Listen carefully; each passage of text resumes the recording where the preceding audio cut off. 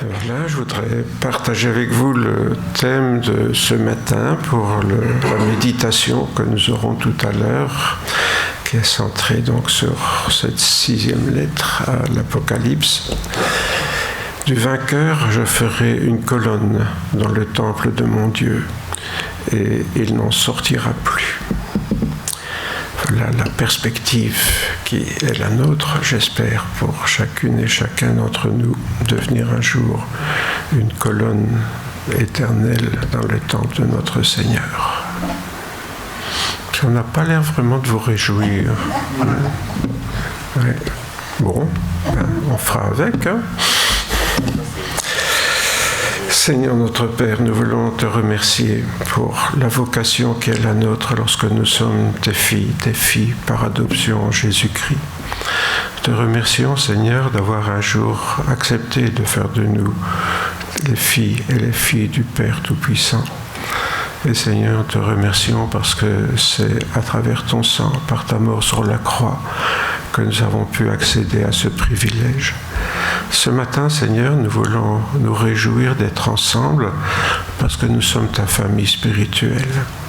C'est nous que tu as rachetés par ton sang pour que nous soyons ensemble, réunis, Seigneur, dans la présence du Père et en sachant que tu es au milieu de nous selon ta promesse pour présider à ce temps que nous passons ensemble.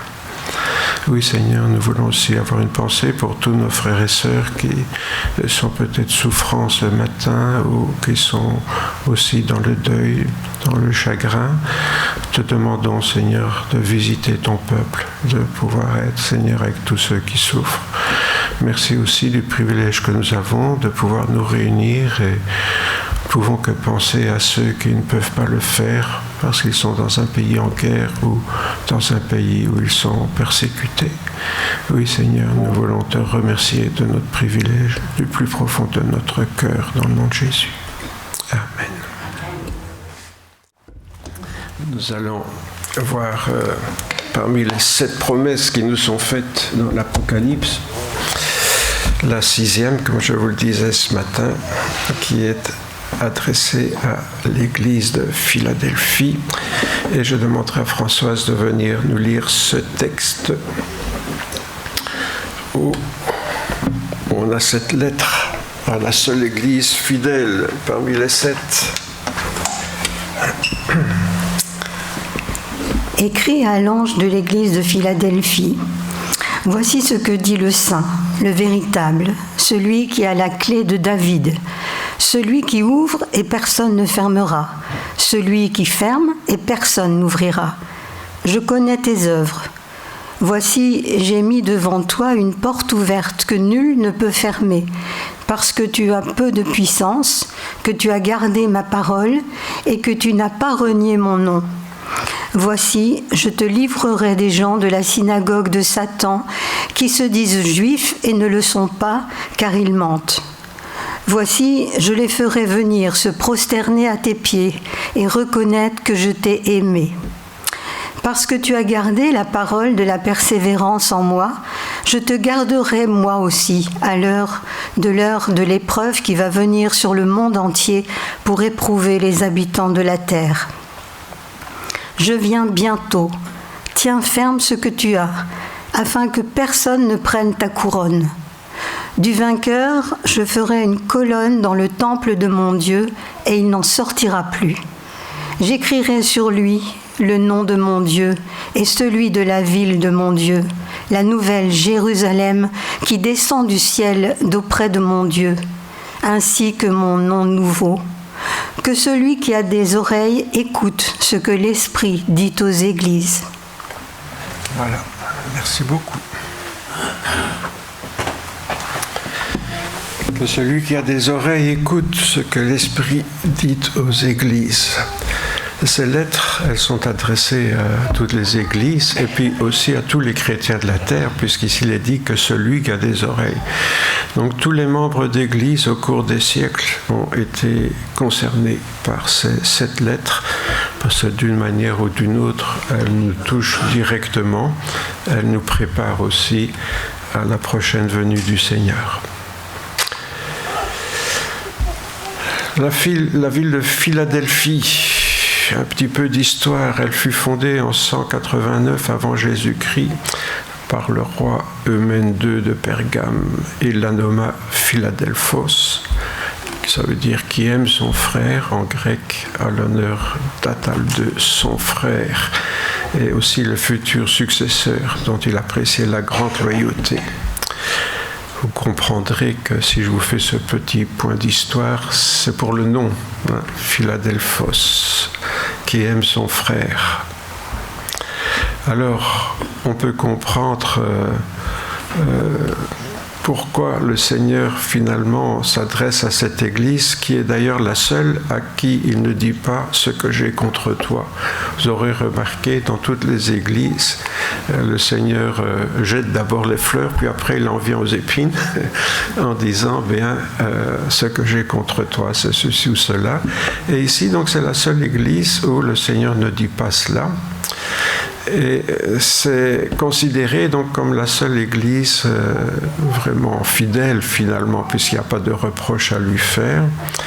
C'est peut-être pour ça que dans le monde, beaucoup d'églises évangéliques se sont appelées églises Philadelphie. Je ne sais pas si vous avez remarqué ça, mais il y a beaucoup d'églises qui prennent un nom particulier. Et le nom d'église Philadelphie est un nom qui a un certain succès parmi les églises chrétiennes.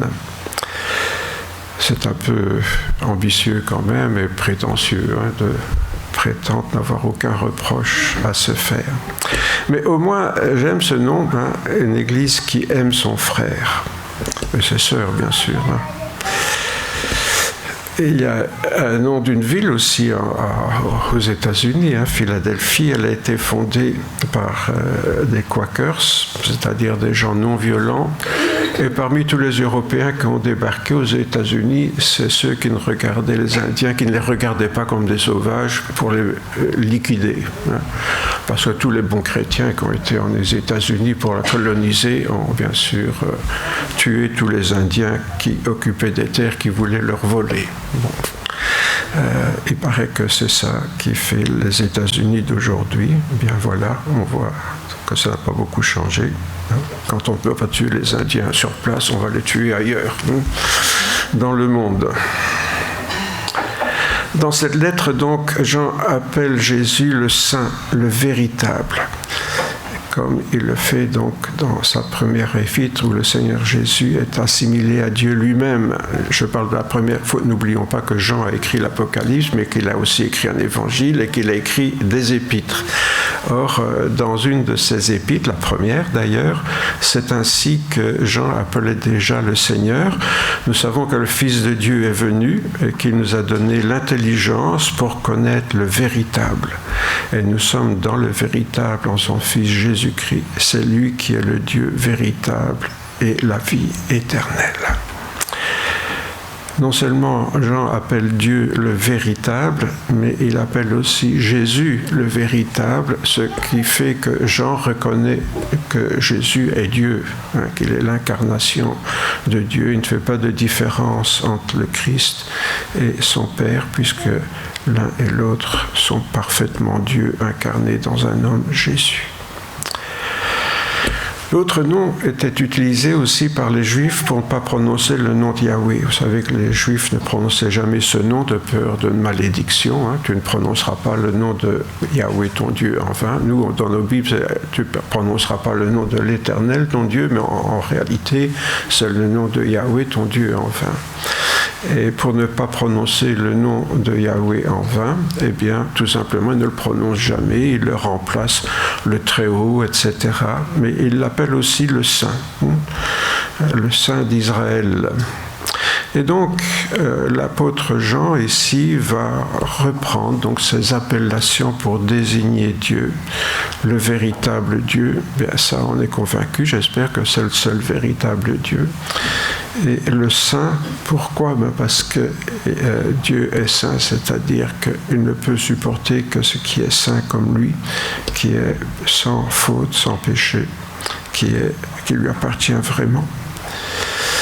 Et donc ces deux noms appliqués à Jésus attestent bien sa divinité lorsque nous approchons de lui. Jésus est aussi désigné au début de cette lettre, vous avez vu ces différentes appellations, celui qui tient la clé de David, qui ouvre et nul ne fermera, qui ferme et nul ne peut ouvrir. Alors là, Jean fait reprendre un passage du prophète Ésaïe. Et nous allons le lire rapidement. C'est un texte messianique d'ailleurs, puisqu'il est question de la clé de David, et Jésus est un descendant de David selon la prophétie, les prophéties dans l'Ancien Testament. Donc tout ça fait référence au Messie promis qui est de la descendance du roi David. Je le revêtirai de ta tunique, je le ceindrai de ton écharpe, je remettrai ton pouvoir entre ses mains. Il sera un père pour les habitants de Jérusalem et pour la maison de Juda. Je mettrai sur son épaule la clé de la maison de David. Quand il ouvrira, nul ne fermera. Quand il fermera, nul n'ouvrira. On peut s'étonner peut-être de cette expression, je mettrai sur son épaule la clé. N'oublions pas qu'à l'époque, les clés, ce n'était pas des yels. Lorsqu'on parlait de la clé de la ville, c'était des énormes clés. Voilà, parce qu'en fait, elles n'avaient pas forcément la forme d'une clé, c'était un autre système que nos clés modernes, avec une serrure où on tourne. Donc c'était des trucs assez conséquents. Quand il ouvrira, nul ne fermera. Quand il fermera, nul n'ouvrira. C'est celui qui a le pouvoir absolu pour entrer ou sortir dans la présence de Dieu. Ce texte messianique, bien sûr, est l'annonce du pouvoir royal qui sera accordé au Messie, et un pouvoir qui sera d'agir avec l'autorité de Dieu lui-même. Agir avec Dieu au nom de Dieu et avec le pouvoir de Dieu. Pourquoi ? Pour sceller une alliance nouvelle en son nom. C'est ce qui fait que le Seigneur Jésus, en venant dans le monde, va mettre fin à quelque chose et va ouvrir quelque chose de nouveau. Il va fermer et il va ouvrir. Fermer ce qui était l'ancienne alliance, la loi de Moïse, qui était ce qui régissait toute la vie des Hébreux, des Juifs, et ouvrir à cette nouvelle alliance qui est celle de la grâce en Jésus-Christ, le pardon qu'il nous a acquis sur la croix. Et tout cela, bien sûr, au nom de son Père. Et il continue donc dans cette même lettre. « Je connais tes œuvres. Voici, j'ai mis devant toi une porte ouverte que nul ne peut fermer, parce que tu as peu de puissance, que tu as gardé ma parole et que tu n'as pas renié mon nom. » Celui donc qui a ce pouvoir d'ouvrir et de fermer a mis devant les chrétiens de Philadelphie, mais on peut imaginer bien sûr tous les chrétiens qui se placent au bénéfice de l'œuvre de Jésus, cette porte ouverte dans quelque chose de nouveau.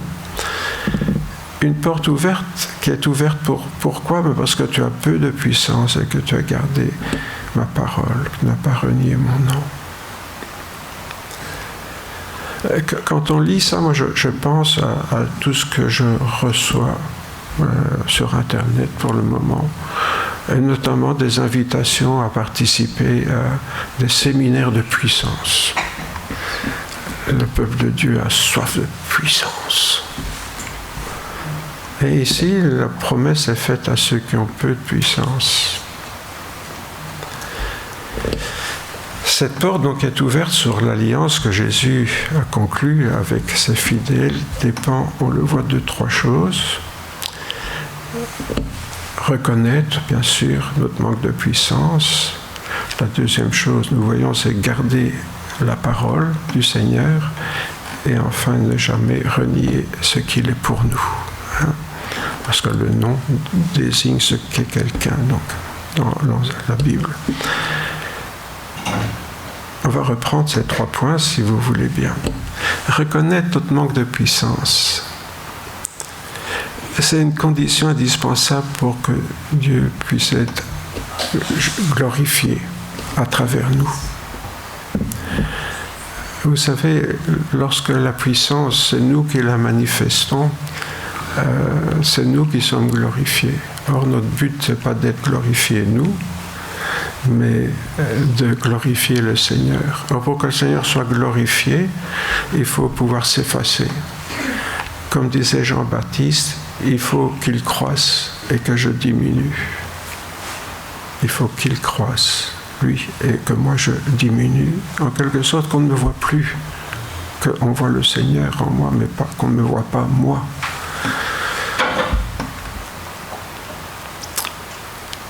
Quelques versets pour ça.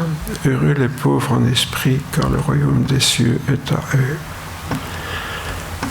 Heureux donc ceux qui se reconnaissent pauvres spirituellement.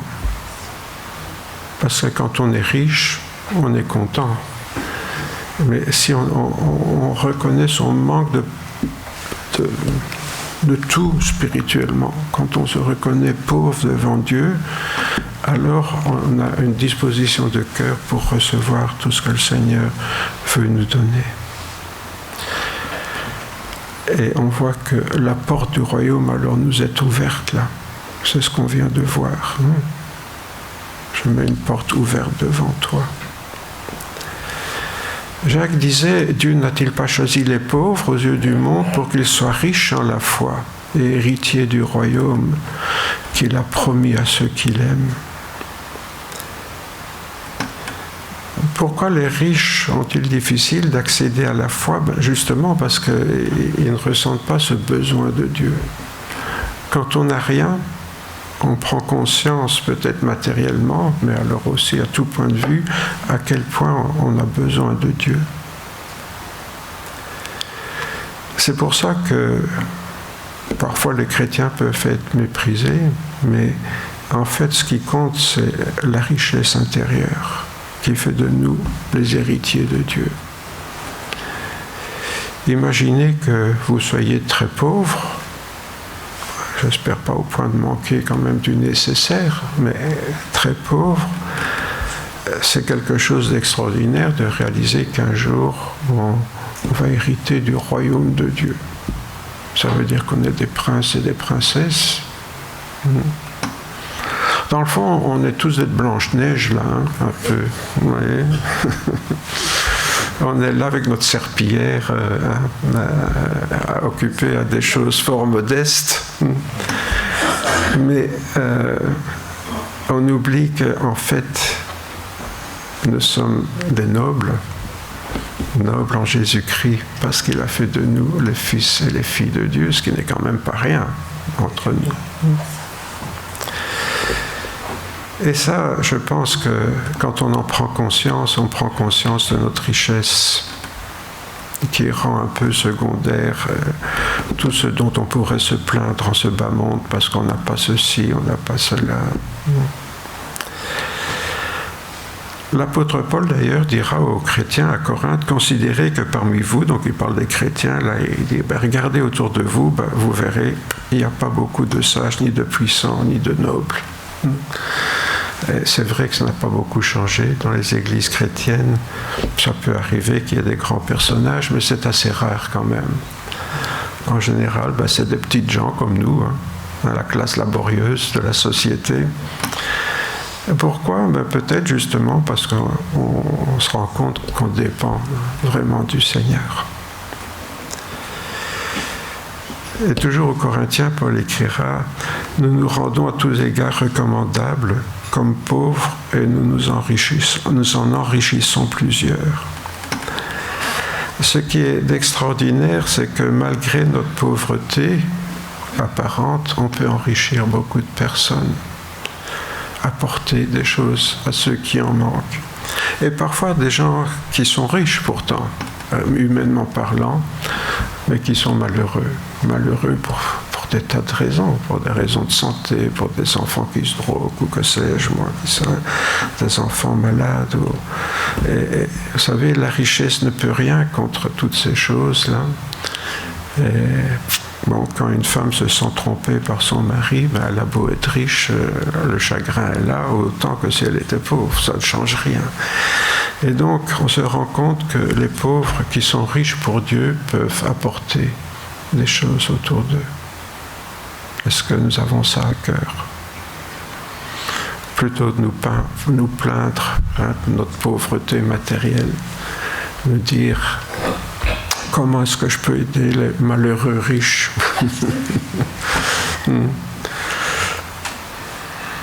Parce qu'eux aussi sont humains et ont un cœur finalement.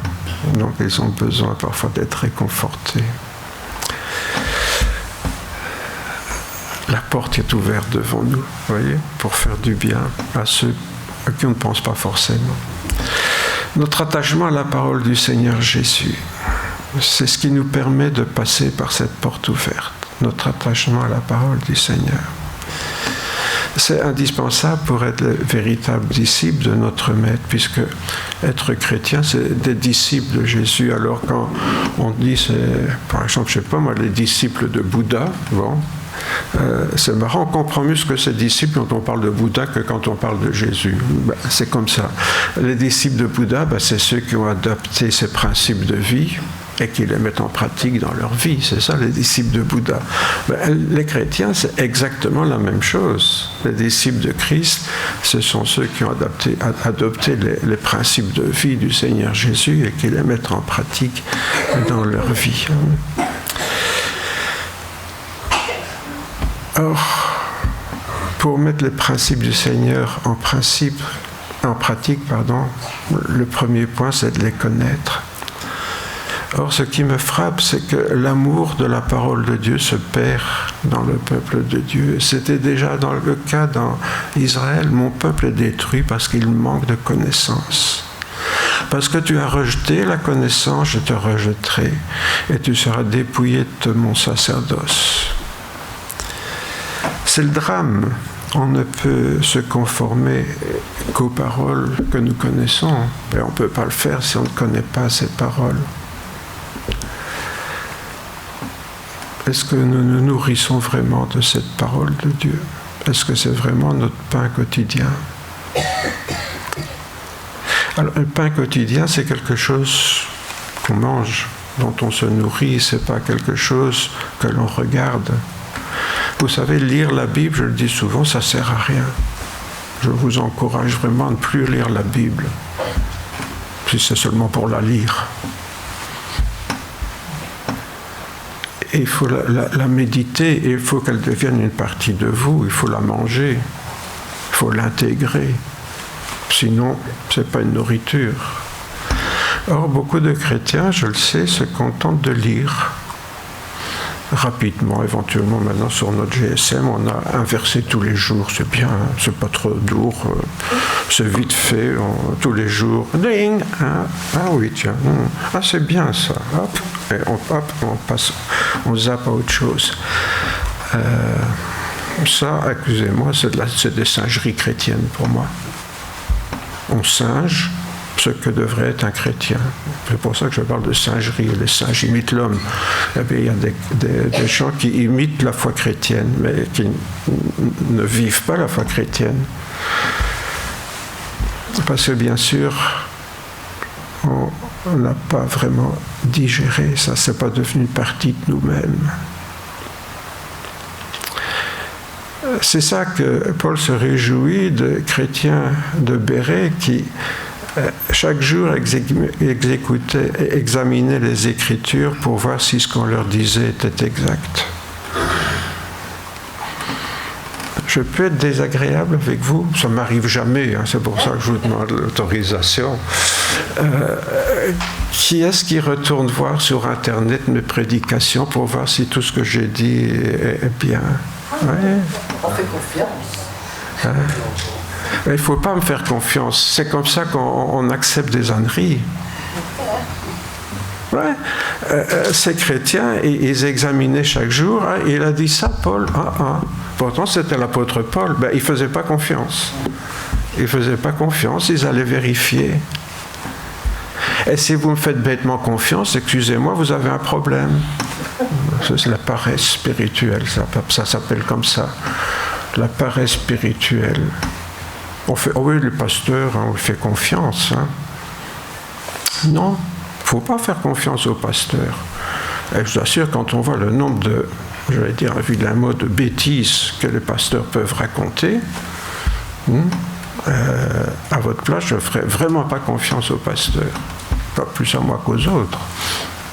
Vérifiez, retournez voir, qu'est-ce qu'il a dit exactement? Est-ce que c'est valable, ça? Je sais pourquoi vous n'allez pas voir, c'est parce que vous n'avez pas envie de vous en nourrir, mais ça, bon, j'ai peur de l'indigestion, je crois. Ça, je vous comprends. Vous savez, les personnes ignorantes et mal affermies tordent le sens des lettres de Paul comme celui des autres Écritures pour leur propre ruine, dit l'apôtre Pierre. Le seul moyen de s'affermir dans la parole de Dieu, c'est de l'étudier. La lire ne nous affermit pas dans la parole de Dieu. Qu'est-ce qu'on fait quand on lit? Je vais vous dire ce qu'on fait quand on lit la Bible. On lit et puis, ah, ça j'aime bien. Je vais souligner ça. Et puis on continue à lire. Voilà. Alors quand on ouvre notre Bible, on retourne voir ce qu'on a souligné. Ah oui, ça c'était bien quand même. Ouais, ça me fait plaisir ça. Est-ce que lire ce qui nous fait plaisir nous fait avancer? Non.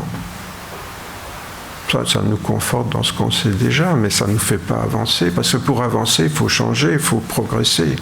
Vous voyez ? C'est les paroles qui nous dérangent qu'on devrait souligner, parce que c'est celles-là qui sont des défis qui nous font avancer. C'est pour ça que très vite on en vient à tordre le sens des Écritures. Comment est-ce qu'on tord le sens des Écritures? Eh bien, en favorisant certains trucs plutôt que d'autres.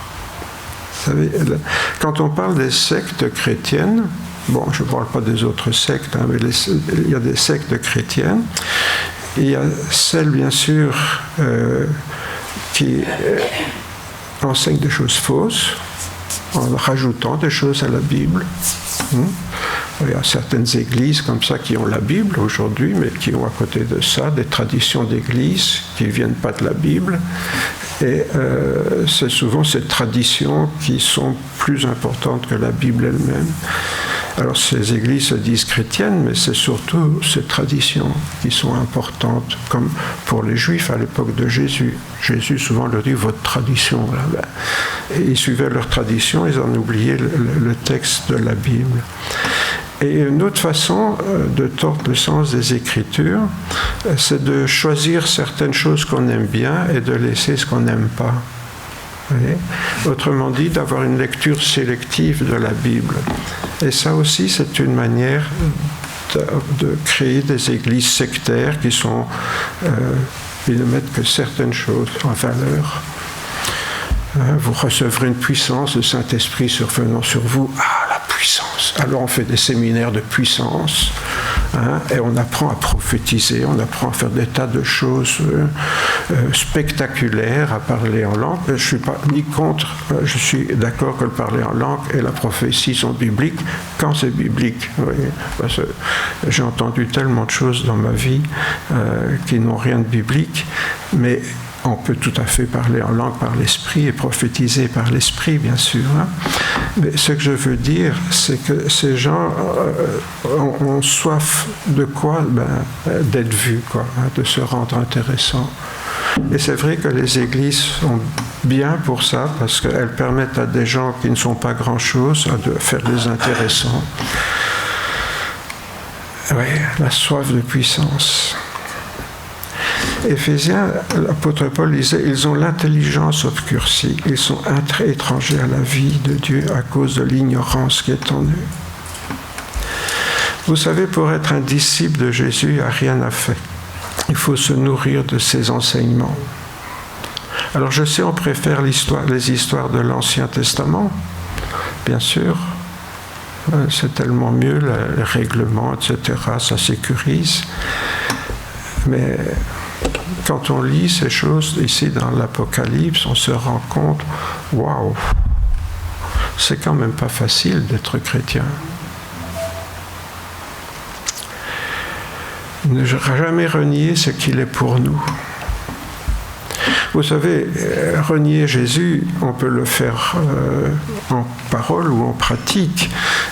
On peut dire oui, je ne connais pas Jésus, je ne sais pas qui il est, ne m'intéresse pas, etc. Bon, ça c'est une manière de renier, mais on peut aussi renier en action, en ne vivant pas ce qu'il est vraiment pour nous, en ne laissant pas devenir réellement notre Sauveur et notre Seigneur dans notre vie quotidienne. Parce que c'est ça qu'il est, Jésus, c'est notre Sauveur et notre Seigneur.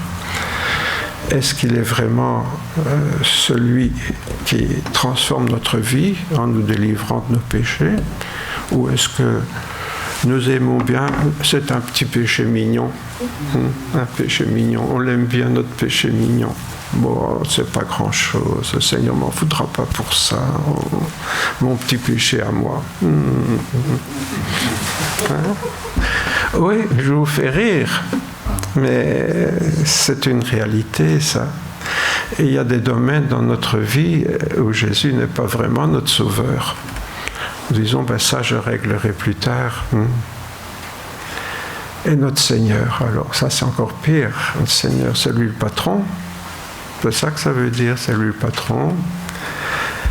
C'est lui qui commande. Tous les jours, le matin, on lui dit, on vient aux ordres, Seigneur, qu'est-ce que je dois faire aujourd'hui pour toi? Vous savez, nos prières, nous, c'est Seigneur, voilà ce que tu dois faire pour moi aujourd'hui. Il faudrait que tu fasses ça, il faudrait que j'ai besoin de ça, j'ai besoin de ça, j'ai besoin de ça, j'ai besoin de ça. Ça, c'est nos prières. On vient avec la liste de commission. Voilà. Et on envoie Jésus au magasin. On ne lui donne même pas de sous avec. Non, on lui donne la liste de commission, on l'envoie au magasin pour qu'il nous ramène ce qu'on lui a demandé. Ça, c'est nos prières. Mais s'il est notre patron, quand j'arrive à l'usine ou au bureau le matin, c'est qu'est-ce que je dois faire aujourd'hui? C'est ça qu'on demande. C'est ça notre prière. Ceux qui me disent Seigneur, Seigneur n'entreront pas tous dans le royaume des cieux, mais celui-là seul qui fait la volonté de mon Père qui est dans les cieux. Appeler Jésus notre Seigneur, c'est une chose, mais en faire réellement notre Seigneur, ça c'est autre chose. Alors bien sûr, on peut prier Seigneur Jésus, tu sais que je t'aime, là, oui, c'est bien de lui dire si c'est vrai, mais Jésus dit, vous savez, ça ne suffit pas pour rentrer dans le royaume des cieux. On n'entre pas dans le royaume des cieux avec des belles paroles, on entre dans le royaume des cieux en faisant la volonté de Dieu. Il me dit, si quelqu'un veut venir après moi, qu'il renonce à lui-même, qu'il se charge chaque jour de sa croix, qu'il me suive. Attention, charger sa croix, je l'ai déjà dit souvent, c'est pas supporter les malheurs qui nous arrivent. D'ailleurs, souvent dans ces malheurs-là, Jésus n'y est pour rien. C'est des conséquences de nos actes ou de la société dans laquelle nous vivons, du monde de folie dans lequel nous sommes. C'est pas Jésus qui a voulu tout ça. Mais porter sa croix, c'est la vocation que le Seigneur nous donne. C'est ça, porter sa croix. Alors, Jésus, il parle de porter sa croix parce que lui, c'est ce qu'il a fait, mais nous, c'est pas forcément porter des choses dures et pénibles. Porter sa croix, ça peut être tout simplement renoncer à... C'est vrai que c'est parfois pénible de renoncer à soi-même pour faire quelque chose pour le Seigneur ou pour les autres. Renoncer un peu de temps, un peu d'argent, un peu d'énergie pour pouvoir faire ce que le Seigneur nous demande. Si je vous ai lavé les pieds, moi le Seigneur et le Maître, dit Jésus, vous devez vous aussi vous laver les pieds les uns les autres, car je vous ai donné un exemple afin que vous fassiez comme je vous ai fait. Et en fait, bien sûr, le travail il commence au sein de notre famille spirituelle. Nous pouvoir nous mettre au service les uns des autres, modestement, pour les petites choses de la vie quotidienne comme pour les plus grandes. Ça peut être visiter quelqu'un qui est découragé ou donner un petit coup de fil ou que sais-je, moi. C'est se laver les pieds, c'est pas forcément le faire pour de bon. Voilà. Surtout si on est chatouilleux des pieds.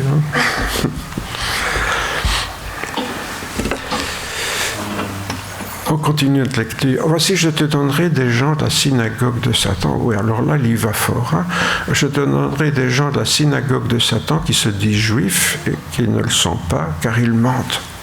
Voici, je les ferai venir se prosterner à tes pieds et reconnaître que je t'ai aimé. Des juifs qui sont appelés la synagogue de Satan. Je ne sais pas si vous vous rendez compte quand même.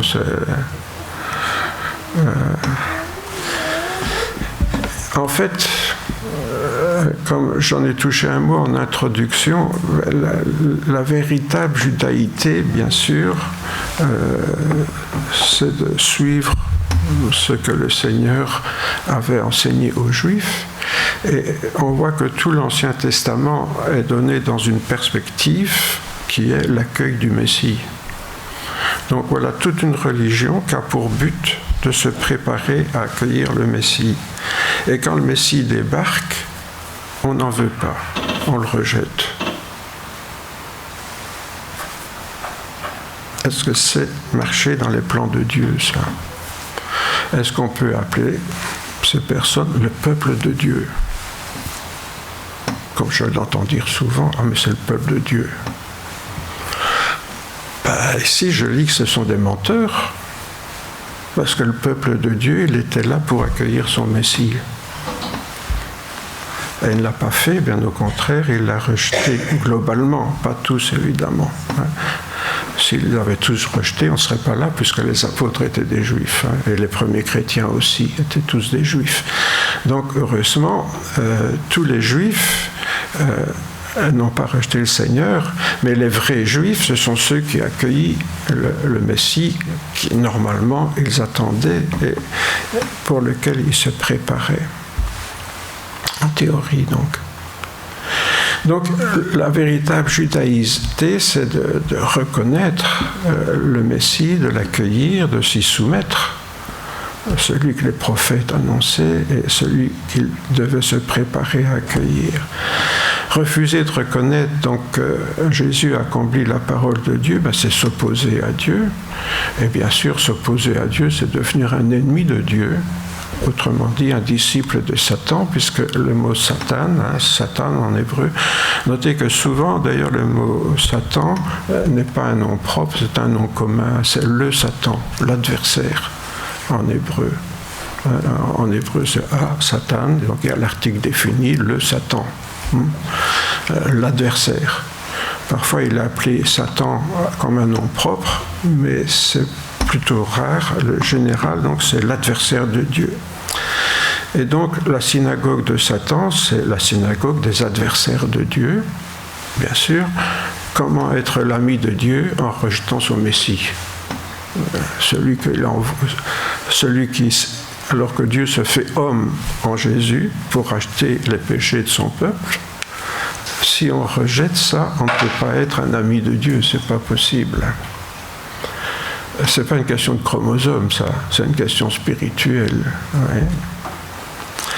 De tels juifs donc ne sont pas vraiment, elles sont même considérées par le Seigneur comme participant à la synagogue de Satan, ce qui est quand même grave. Mais n'oublions pas qu'au premier siècle, c'était toujours eux les adversaires de la foi chrétienne. Partout où l'apôtre Paul est parti annoncer l'évangile, qui est-ce qui s'opposait toujours à lui? Les Juifs qu'il rencontrait dans les différentes villes où il passait. Et d'ailleurs, Jésus a connu la même chose. Lorsqu'il circulait en Palestine, c'est souvent les religieux juifs qui s'opposaient à lui.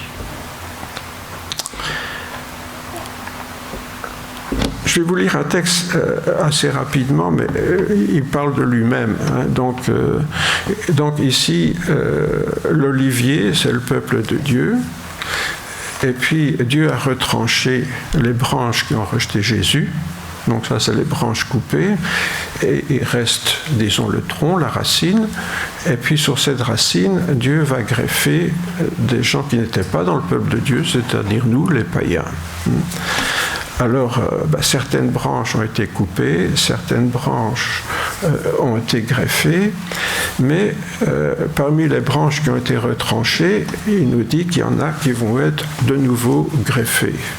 Donc, Si quelques-unes des branches ont été retranchées, et si toi, qui étais un olivier sauvage, c'est-à-dire nous autres, les non-juifs, tu as été greffé à leur place et rendu participant à la racine et de la graisse de l'olivier, n'oublions pas que l'olivier, c'est ce qui donne l'huile, ne te glorifie pas aux dépens de ces branches.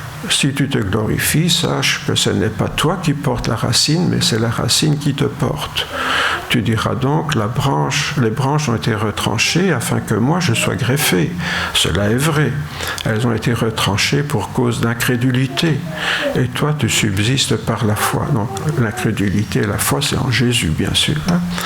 Ne t'abandonne pas à l'orgueil, mais crains, car si Dieu n'a pas épargné les branches naturelles, il ne t'épargnera pas non plus. Donc, ce texte, en fait, est une mise en garde qui est adressée aux non-juifs. Considère donc la bonté et la sévérité de Dieu. Sévérité envers ceux qui sont tombés et bonté de Dieu envers toi, si tu demeures ferme dans cette bonté. Autrement, tu seras aussi retranché. Eux de même, s'ils ne persistent pas dans l'incrédulité, seront greffés, car Dieu est puissant pour les greffer de nouveau. Oui, la greffe, c'est qu'en principe, si une branche est coupée, après elle sèche, elle meurt, mais Dieu a la puissance de regreffer même ce qui est sec. C'est là qu'on fait allusion, bien sûr, à la puissance de Dieu pour greffer quelque chose qui a été coupé. Donc il y a là une promesse pour les Juifs qui reviennent au Seigneur, même tardivement. Or, qu'est-ce qu'il est dit ici? C'est que l'Église de Philadelphie recevra des Juifs qui se convertiront à Jésus et qui reconnaîtront qu'en devenant chrétiens, bien, ces païens ont été des modèles pour les Juifs qui avaient rejeté leur Messie. C'était aussi ce qu'annonçait le prophète Zacharie. Alors je répandrai sur la maison de David et sur les habitants de Jérusalem un esprit de grâce et de supplication. Et ils tourneront les regards vers moi, celui qu'ils ont percé. Ils pleureront sur lui comme on pleure sur un fils unique. Ils pleureront amèrement sur lui comme on pleure sur un premier-né. Voilà cette promesse de restauration de la maison d'Israël lorsqu'ils reconnaîtront qu'ils ont crucifié Jésus à tort. Donc en appliquant ce texte à notre époque, on pourrait y voir une référence aux Juifs messianiques.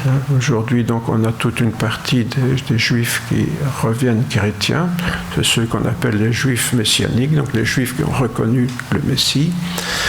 Et, il y a différents symboles, notamment celui que je vous ai mis là, avec le chandelier, l'étoile de David et puis le poisson chrétien, ictus. Vous savez, ictus, c'est l'anagramme de Jésus-Christ, sauveur, fils de Dieu et sauveur. Donc Jésus-Christ, fils de Dieu et sauveur, c'est les premières lettres d'ictus en grec. Parce que tu as gardé la parole de la persévérance en moi, je te garderai moi aussi de l'heure de l'épreuve qui va venir sur le monde entier pour éprouver les habitants de la terre. Alors, remarquez, il y a une double perspective ici. Il y a d'abord l'Église qui garde la fidélité au Seigneur à travers l'épreuve, et puis il y a l'épreuve que toute la terre va connaître, parce que ça va venir sur le monde entier. Donc, au sein d'un monde qui met la foi à l'épreuve, les chrétiens persévèrent dans la fidélité de l'Évangile. Ça, c'est le premier aspect de cette phrase. Et le deuxième aspect, il viendra un temps où tous les habitants du monde donc, vont être éprouvés. Et là, le Seigneur va avoir une attention particulière sur son peuple pour le garder, pour le protéger. C'est cette double annonce, on pourrait dire prophétie, qui est donnée à l'Église de Philadelphie. Ce qui fait songer à cette parole de Paul qui est bien connue, arrivant à la fin de sa vie, Paul dit à son disciple Timothée, « J'ai combattu le bon combat, j'ai achevé la course et j'ai gardé la foi. Désormais, la couronne de justice m'est réservée, le Seigneur me la donnera, et à tous ceux qui auront aimé son avènement. » Voilà l'apôtre Paul qui, de manière un peu étrange, dit « J'ai achevé la course et j'ai gardé la foi ». Autrement dit, c'est pas de commencer la vie avec le Seigneur qui est important, c'est de la terminer aussi avec lui, notre vie sur cette terre. Et dit-il, la couronne de justice m'est réservée, et le Seigneur me la donnera. Et la même chose pour tous les autres, donc, qui auront été fidèles. Alors, je continue avec la lettre à Philadelphie. C'est pour ça que je vous ai donné ce texte de l'apôtre Paul, parce que ça fait comprendre pourquoi à Philadelphie, le Seigneur dit « Je viens bientôt, tiens ferme ce que tu as, afin que personne ne prenne ta couronne. » Remarquez qu'ici, il n'est pas promis une couronne à ceux qui sont fidèles. Il dit à ceux fidèles, fais attention de ne pas perdre ta couronne. Donc ça veut dire que tu l'as déjà, hein, mais fais attention de ne pas la perdre. En fait, donc, ce que doivent faire les chrétiens, c'est garder ce qu'ils ont.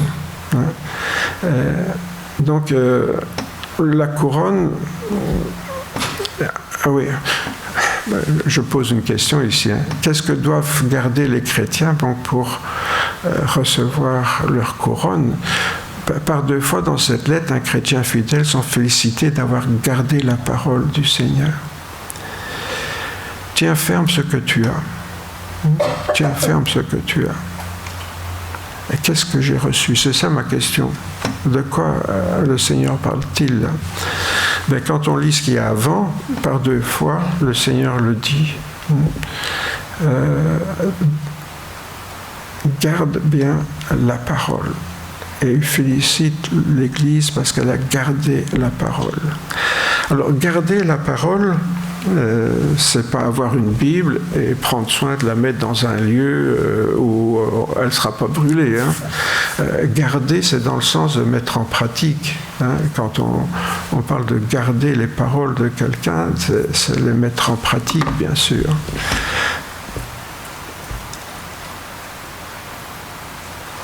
Si vous avez ces choses, vous êtes heureux, pourvu que vous les pratiquiez, dira Jésus. C'est ça, garder la parole. C'est pas savoir même. C'est une tentation, quand on sait quelque chose, de se limiter à ça. Vous avez déjà remarqué comment ça marche avec nos enfants quand on leur dit quelque chose? Qu'est-ce qu'ils répondent? Ah oui, je sais. Je ne sais pas comment étaient vos enfants, hein, mais moi j'ai vu que mes filles le faisaient, mais ça doit être parce que moi je le faisais aussi quand j'étais petit, parce que c'est vrai que quand mes parents me disaient de faire quelque chose, je disais je sais.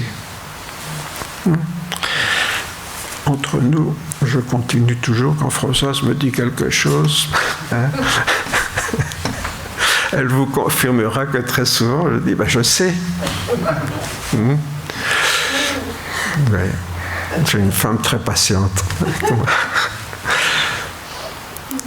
Allez, franchement, est-ce qu'on n'est pas tous un peu comme ça? Quand on nous dit quelque chose qu'on sait déjà, ben oui, on le sait, mais si quelqu'un nous dit quelque chose, ça nous rappelle qu'on ne l'a pas fait. C'est ça qui nous dérange, bien sûr. Ça nous rappelle qu'on ne l'a pas fait. Alors on dit, oui, je sais. Et Jésus, bien sûr, qui ne nous rate jamais, il est pire que moi, Jésus, vous savez, pour ça. Hein. Jésus qui ne nous rate jamais, il dit, si vous savez ces choses, vous êtes heureux, à condition que vous le mettiez en pratique. Bon. Notez que je suis en train d'enfoncer le clou ici pour moi. Bon, maintenant, Françoise va me dire ça.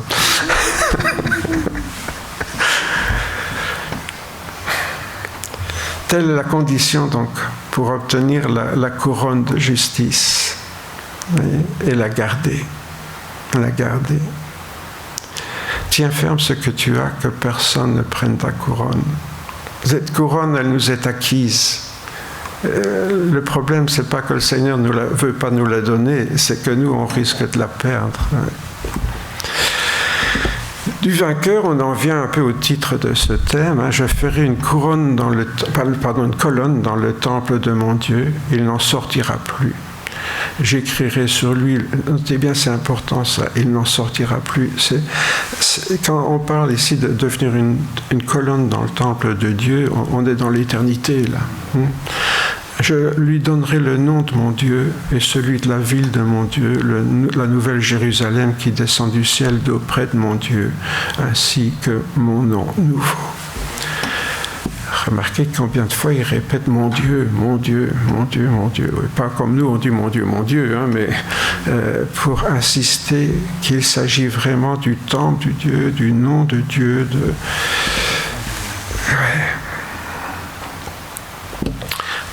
La victoire dont il est question ici, c'est pas contre quelqu'un.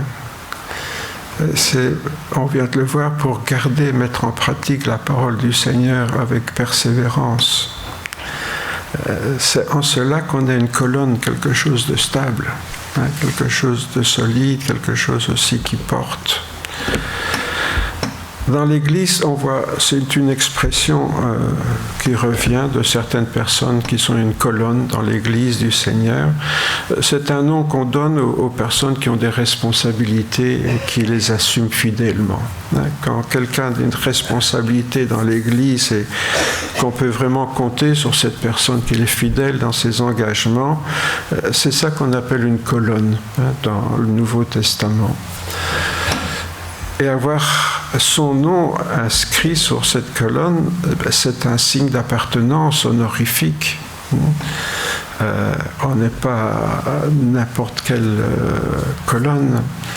Ça fait songer aussi aux deux colonnes qui étaient devant le temple à Jérusalem, avec chacune un nom différent, que j'ai oublié en parenthèse, mais enfin, on les retrouve facilement dans la Bible, mais chaque colonne avait un nom, quoi. Donc c'était vraiment, comment dirais-je, important que ces colonnes aient un nom particulier, parce que c'est toutes des colonnes différentes, mais qui sont importantes dans le temple.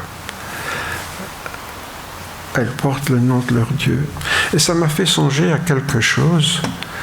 C'est un peu comme un écusson sur l'habit. Vous savez, si vous allez dans un grand restaurant, tous les serveurs ont, je ne sais pas moi, un veston rouge par exemple, avec un écusson, avec les armes du restaurant. Là. Vous avez déjà vu ça, hein? Ou différentes choses. Donc, vous voyez, c'est comme un signe d'appartenance. Quand on dit qu'on aura le nom de Dieu gravé sur cette colonne, ça marque notre appartenance. Tout le monde peut voir, ah, ça c'est une colonne qui appartient à Dieu. Vous voyez, c'est comme si on avait cet écusson là, hein, sur notre veston. Et donc, on est vraiment dans cette appartenance à ce Dieu, puisqu'il répète mon Dieu, mon Dieu, mon Dieu plusieurs fois là dans ce texte-là. Et bien sûr, c'est tout ça, on pourrait faire une prédication sur chaque phrase, hein, mais je suis bien sûr obligé d'écourter. Que celui qui a des oreilles écoute ce que l'Esprit dit aux églises. On revient sans cesse à cette phrase à la fin de chaque lettre. Comme pour les 7 autres églises, donc cette conclusion rappelle que le message s'adresse à toutes les églises et aussi à chaque chrétien en particulier. On est tous concernés par ça. Personne ne peut dire « Ah non, moi je ne fais pas partie de ça, ça ne me concerne pas, c'est pas pour moi, etc. » On est tous concernés. Il n'y a pas un message pour les pasteurs, pour les chrétiens. On est tous des serviteurs, des servantes de Dieu. On est tous un peuple de sacrificateurs. Donc voilà, je suis un sacrificateur pour Dieu, mais chacun d'entre vous aussi, on est tous des sacrificateurs pour Dieu. On est tous des sacrificateurs dans le temple de notre Dieu. Oh là là, c'est encore déformé. Je suis triste, mais parfois, quand je passe de mon ordinateur à celui-ci, il change tout. Bon. Ce que je disais là, c'est que je ne serai pas jugé en fonction donc, de ce qu'a fait mon Église, mais de ce que j'ai fait ou pas fait au sein de cette Église, bien sûr. Hein. Quand il est dit que celui qui a des oreilles écoute ce que l'Esprit dit aux églises, c'est chacun d'entre nous qui écoutons. Donc, ce qui compte, c'est pas ce que fait l'Église en tant qu'Église, c'est ce que moi je fais dans cette Église qui est important aux yeux de Dieu. C'est ce qui fait donc que je suis des colonnes, et je ne sais pas si vous arrivez à lire, alors c'est un peu embrouillé là. Est-ce que j'aurais été une colonne pour soutenir l'Église? Est-ce que je vais jouer vraiment mon rôle de colonne au sein de cette Église? C'est la question que je posais pour terminer. Oui, Seigneur Jésus, nous voulons dire viens bientôt, Seigneur Jésus. Nous aspirons à ton retour. Quand nous voyons tout ce qui se passe dans ce monde et tout ce qui risque encore d'arriver, Seigneur, nous pourrions être effrayés, peut-être même désespérés, comme certaines personnes le sont autour de nous. Et pourtant, Seigneur, nous savons que tout cela annonce ton prochain retour. C'est pourquoi, en même temps, nous sommes pleins d'espérance dans cette attente de ce jour où tu viendras nous chercher. Mais pour l'heure, Seigneur, nous sommes là sur terre avec ces lettres qui nous encouragent à prendre nos responsabilités modestement, Seigneur, selon les choses que tu nous appelles à faire au sein de ta communauté chrétienne, qui est ton Église. Oui, Seigneur, te demandons vraiment ta grâce sur chacun, chacune d'entre nous, afin que tu nous aides à ne pas perdre notre couronne. Cette couronne, Seigneur, tu nous l'as acquise, tu nous l'as donnée le jour où nous sommes devenus vraiment tes enfants, tes serviteurs, tes servantes, le jour où nous sommes engagés avec toi. Mais nous te demandons la grâce, Seigneur, de la porter avec fierté, de pouvoir, Seigneur, assumer notre rôle de serviteur, de servante de Christ dans ce monde. Merci, Seigneur, parce que tu as voulu faire de nous, de chacun, de chacune d'entre nous, la famille de notre Dieu, de notre Père Céleste. Merci, Seigneur, d'avoir un Seigneur tel que toi. Seigneur, nous sommes tellement fiers de toi. Nous espérons que tu l'aies un petit peu de nous, Seigneur, pour le peu de choses que nous pouvons faire pour toi. C'est vraiment la grâce, Seigneur, que nous te demandons d'être trouvés fidèles dans ce que tu attends de nous, afin, Seigneur, qu'un jour aussi tu puisses nous dire « Entre bons et fidèles serviteurs ». Oui, Seigneur, nous voulons entrer dans cette paix qui nous est réservée dans l'éternité. Amen.